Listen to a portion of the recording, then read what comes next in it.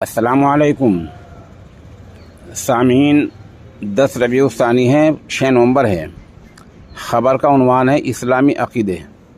दरअसल 2-3 दिन पहले उम्मुल मदारिस दारुल उलूम देवबंद के उस्ताद हज़रत मौलाना शाह आलम गोरखपुरी दामत बरकातुहुम और मज़ाहिरुल उलूम सहारनपुर के उस्ताद मौलाना क़ारी मसूद फ़लाही मज़ाहिरी, ये हज़रात मगरबी उत्तर प्रदेश के ज़िला शामली के कस्बा कैराना में तशरीफ़ लाए थे। इब्तिदा में ये उलमा हाजी नसीब मंसूर के मकान पर पहुँचे। उसके बाद कस्बे के कदीम दीनी इदारा मदरसा इशाअतुल इस्लाम में आए। यहाँ थोड़ा बच्चों का जायज़ा लेने के बाद डॉक्टर अज़मतुल्लाह खां की रहायशगाह पर पहुँचे, जहाँ मौलाना ने तफसीली इंटरव्यू दिया और इस नामनगार के 2 सवालात के अहम जवाब दिए। एक सवाल उनसे ये किया गया था कि नई नस्ल को इस्लाम मज़हब पर कैसे बाकी रखा जा सकता है। क्या जवाब दिया, आप उन्हीं की ज़ुबानी सुन लें। सामीन, इस वक्त कस्बा कैराने में डॉक्टर अज़मत साहब की रहायशगाह पर उम्मुल मदारिस दारुल उलूम देवबंद के उस्ताद मोहतरम हज़रत मौलाना शाह आलम गोरखपुरी दामत बरकातुहुम, इस तरह मज़ाहिरुल उलूम सहारनपुर के उस्ताद मोहतरम जनाब क़ारी मसूद साहब फ़लाही मज़ाहिरी तशरीफ़ फरमा है। मौलाना साहब, एक सवाल ये है कि अब मज़हब से बेजार होते जा रहे हैं, जो नई नस्ल, जो हमारे बच्चे हैं, उनको दीन पर कायम रखने के लिए और उनको दीन पर जमाए रखने के लिए हमें क्या करना चाहिए? बिस्मिल्लाहिर्रहमानिर्रहीम नहमदुहु व नुसल्ली अला रसूलिहिल करीम अम्मा बाद। अऊज़ु बिल्लाहि मिनश शैतानिर्रजीम बिस्मिल्लाहिर्रहमानिर्रहीम इन्नद्दीन इंदल्लाहिल इस्लाम। हाज़रीन मोहतरम, जनाब मौलाना बिलाल साहब ने सहाफ़ती लाइन से जो एक सवाल किया है कि मज़हब बेजारी के इस दौर में लोगों को मज़हब पर जमाए रखने के लिए क्या कुछ किया जाना चाहिए। इसका बहुत मुख्तसरन और माक़ूल जवाब ये है कि अगर आप अपनी कौम के दिलो दिमाग में इस्लाम ने जो अक़ायद दिए हैं उनको उतारने में कामयाबी हासिल कर ली, तो आप याद रखिए कि इस्लामी अक़ायद के पीछे जो दलाइल रखे गए हैं वो इतने मज़बूत हैं, इतने मज़बूत हैं कि दुनिया की बड़ी से बड़ी कौमें, बातिल परस्त ताकतें, हुकूमतें, पूरी दुनिया के पहाड़ और चट्टान इससे टकरा टकरा कर रेज़े रेज़े तो हो जाएंगे, लेकिन कभी भी हमारे इस्लामी अक़ायद को डैमेज नहीं कर सकते और रत्ती बराबर भी इसमें तरासो खराश पैदा नहीं कर सकते। आपकी मेहनत का दारोमदार अगर इस पर है कि इस्लामी अक़ायद आपने अपने बच्चों के दिलो दिमाग में उतार दिए तो दुनिया की कोई ताकत उनसे ईमान छीन नहीं सकती है। और अगर दुनिया के सारे उलूम व फ़नून आपने उसमें भर दिए और इस्लामी अक़ायद से अगर आपने महरूम रखा और उन अक़ायद के पीछे जो दलाइल हैं उनसे आपने अपनी नस्ल को महरूम रखा, तो दुनिया की सारी ताकतें कोशिश करके भी आप उनको ईमान पर कायम नहीं रख सकते हैं। ये एक मुख्तसर सी वजाहत है और एक मुख्तसर सा जवाब है। अब अगर आप इसकी तफसील में जाना चाहें तो इसी मुनासबत से मैंने कुरान पाक की ये आयत पढ़ी है कि इन्नद्दीना इंदल्लाहिल इस्लाम। अल्लाह ताला ने इस दीन को मुंतखब किया है, पसंद किया है और अपनी पसंदीदगी का इजहार किया है क़यामत तक के लिए। इसमें ख़ुद इस बात की वजाहत है, आप देखेंगे कि जिस दीन को अल्लाह ने क़यामत तक के लिए पसंद किया है, ये कैसे हो सकता है कि मज़हब बेजारी की वजह से लोग उस दीन से दस्तबरदार हो जाएं, या मज़हब बेजारी की फ़िज़ा की वजह से वो दीन डैमेज हो जाए, कमज़ोर हो जाए। ऐसा हो ही नहीं सकता है। अल्लाह ने अपनी पसंदीदा इजहार जो किया है, इसमें दलील इस बात की छुपी हुई है कि बहुत मज़बूत दीन है ये। और वैसे भी अगर आप मिसाल के तौर पर समझना चाहें तो आप ये देख लीजिए, हमें ये बताइए कि मगरिब की नमाज आज जो आपने पढ़ी है फ़र्ज़, वो कितनी पढ़ी है? 3 रकात।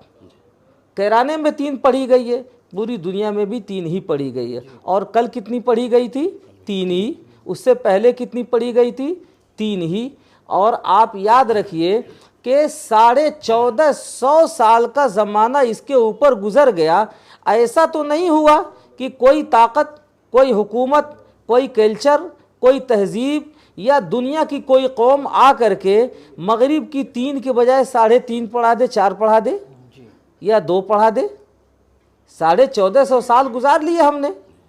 जाहिर सी बात है, आप गौर करेंगे तो इसके पीछे आपको इस बात की दावत मिलेगी कि कौन सी चीज़ है कि 1450 साल हो गए और इस उम्मत और मिल्लत से हमारे नबी ने मगरिब की जो 3 पढ़वाई थी, पूरी दुनिया की ताकत मिल करके उससे न कम पढ़वा सकी न ज़ायद पढ़वा सकी। और मुस्तकबिल में भी आप याद रखिए 3 ही पढ़ी जाएगी। यहाँ तक कि हज़रत मोहम्मद बिन अब्दुल्लाह अल महदी का जब ज़हूर होगा तो वो भी 3 ही पढ़ेंगे। और हज़रत ईसा इब्न मरियम अलैहिस्सलाम जब नाजिल होंगे तो वो भी 3 ही पढ़ेंगे। क्या दीन बेजारी की वजह से ये 3 ढाई हो गया? 4 किसी ने कर लिया या करने की ताकत रखता है? नहीं रखता है। इसके पीछे लॉजिक क्या है, दलील क्या है?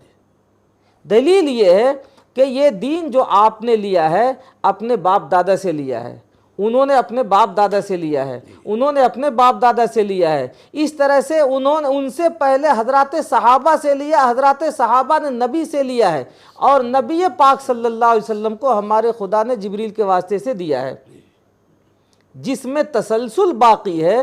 क्या आप उसमें कमी बेशी इस उम्मत से करवा सकने की ताकत रखते हैं या कोई रख सकता है? नहीं रख सकता है। तो याद रखिए, इसी तरह से जब हमारे नबी ने आमाल दिए हैं तो आमाल के साथ अकायद भी दिए हैं। जिस तरह आमाल में तसलसल है और उसको टस से मस नहीं किया जा सकता है, इसी तरह अगर अकायद की तालीम में और अकायद के पीछे जो दलाइल रखे गए हैं उसकी तालीम में भी आपने तसलसल बाकी रखा है, तो ये दीन बेजारी का कोई सवाल ही नहीं पैदा होता है। इसलिए कि दीन हमारा इतना मजबूत है कि क़यामत तक चलना है। बेजारी की अगर कोई वजह हो सकती है तो ये हो सकती है कि हमारी जानिब से किसी जुज़िये में कमी है, किसी जुज़्व में कमी है, उस कमी की वजह से लोग बेजार हो रहे हैं। और वो वही चीज़ है कि इस्लाम ने आमाल बाद में दिए थे, अकायद पहले दिए थे। इस्लाम ने मुकम्मल ढांचा दिया है, हर जहत से हमारे पास अकायद मौजूद हैं। उन तमाम जिहाद से हम कहाँ अकायद अपने बच्चों को पढ़ा रहे हैं? उन्हीं जिहाद से लेकर के मजहब बेजार तबीयतें, ताकतें, फ़िक्र दिमाग हमारी नस्लों को हमसे छीन कर हमसे बेजार कर रहे हैं। तो आप कह रहे हैं कि मजहब बेजारी की इस दौर में क्या किया जाना चाहिए? ये किया जाना चाहिए कि जहाँ से बीमारी आई है उसका माकूल इलाज किया जाना चाहिए। आप देखिए मजहब बेजारी किस तरह से भागती है, किस तरह से दूर होती है। क्या हालात हजरत सहाबा पर नहीं आए थे? ताबईन पर नहीं आए थे? तबा ताबईन पर नहीं आए थे? उलमाए उम्मत पर नहीं आए हैं? सुलहाए उम्मत पर नहीं आए हैं? इससे माजी में जो खानकाहें रही हैं, दरसगाहें रही हैं, उन पर नहीं आए हैं हालात? हर ज़माने में ये हालात आए हैं। लेकिन अकायद के पीछे जो दलाइल दिए गए हैं, जब वो हमने दिलो दिमाग में उतार दिया तो उनके आमाल भी सही होंगे और दुनिया की कोई ताकत हमारे मज़हब से हमारी नस्लों को बेजार नहीं कर सकती है। यही वो जुज़िया है जिसमें कमी आई है, तो जिसकी वजह से मुख्तलिफ पहलुओं से आप लोग रोना रोते हैं और इलाज जहाँ होता है वहाँ से आप नहीं ढूंढते हैं। मुख्तलिफ जगहों पर टोपी उड़ा करके आप खुश हो जाते हैं, समझते हैं कि हमने इलाज तजवीज़ कर लिया। वो इलाज नहीं है तो कमज़ोर है।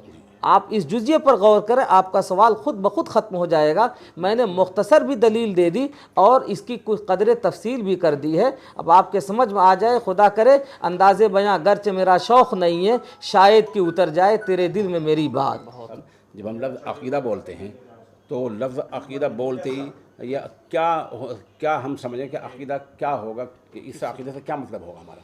अक़ीदे का मतलब ये है, याद रखिए कि अक़ीदे का माना पहले समझ लीजिए कि किसी बात को यकीन के साथ अपने दिल में बिठा लेने का नाम अक़ीदा है।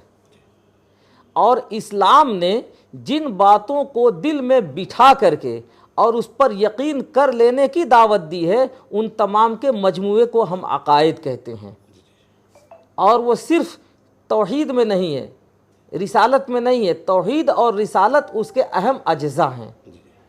ये मलाइका से मुताल्लिक़ है, हश्र नश्र से मुताल्लिक़ है, क़ब्र से मुताल्लिक़ है, क़यामत से मुताल्लिक़ है, हज़रत महदी से मुताल्लिक़ है, हज़रत ईसा इब्न मरियम से मुताल्लिक़ है। इसी तरह से जो माश है, माद है, उससे मुताल्लिक़ है। इसी तरह से दुनिया के जितने हालात पेश आ रहे हैं उन सब से मुताल्लिक़ अक़ायद हैं, जो अफराद हैं, शख्सियात हैं, उनसे मुताल्लिक़ अक़ायद हैं। उन तमाम जहतों को आप जब सामने रखेंगे तो इंशाअल्लाह आप देखेंगे कि उसके अंदर मजमूई तौर पर दिल से यकीन कर लेने के बाद जो कैफियत पैदा होगी, मज़हब बेजारी का वहाँ सवाल ही नहीं पैदा होता है।